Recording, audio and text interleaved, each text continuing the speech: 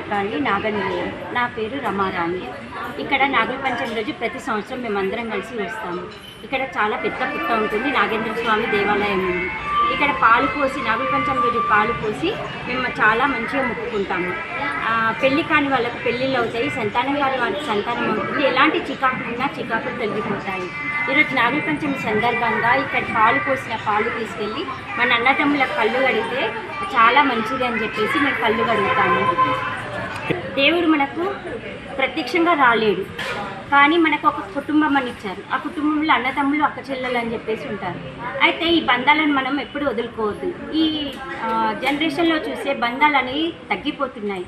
ఇలాంటి పండుగలకైనా అన్నదమ్ములు అక్క చెల్లెలు అందరూ కలుసుకొని సంతోషంగా ఉండాలి. నా అక్క చెల్లెళ్ళు అన్నదమ్ములకి కళ్ళు కడిగి వాళ్ళ ఆశీర్వాదం మనం తీసుకోవాలి. బయట బంధాలు కూడా ఉండాలి, మన కుటుంబ బంధాలని దేవుడిచ్చిన బంధాలు ఇవి మనం వదులుకోవద్దు.